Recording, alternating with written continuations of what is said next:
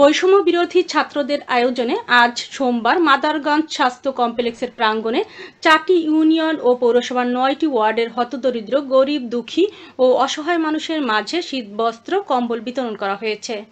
এ সময় উপস্থিত ছিলেন বৈষম্য বিরোধী ছাত্র আন্দোলনের কেন্দ্রীয় সমন্বয়ক লুৎফুর রহমান, জাতীয় নাগরিক কমিটির কেন্দ্রীয় সমন্বয়ক হিফজুল রহমান বকুল, বৈষম্য বিরোধী ছাত্র আন্দোলন জামালপুর জেলার যুগ্ম আহ্বায়ক শাহিদুজ্জামান চৌধুরী, যুগ্ম সদস্য সচিব ওমর ফয়সাল, সদস্য সিয়াম আহমেদ, তাপসী, আরিফুল ইসলাম, মোর্শেদ, তুষার ও ঝিনুক। এছাড়াও উপস্থিত ছিলেন মাদারগঞ্জ উপজেলার বৈষম্য বিরোধী ছাত্র আন্দোলনের সদস্য রকি, শিপন, রাশেদ সহ আরও অনেকে। বিস্তারিত দেখুন মাদারগঞ্জ প্রতিনিধি রফিকুল ইসলাম বাড়ির প্রতিবেদনে।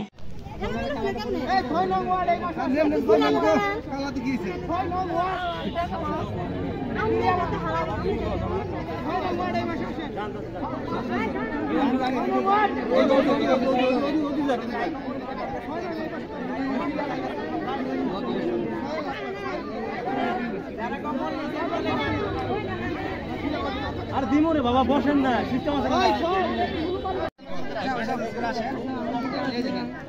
এই একটু ক্যামেরা দিক তাকাও বলেন তো। আপনারা তাদের জন্য সবসময় দোয়া করবেন। আর মাদারগঞ্জে এই আন্দোলনেও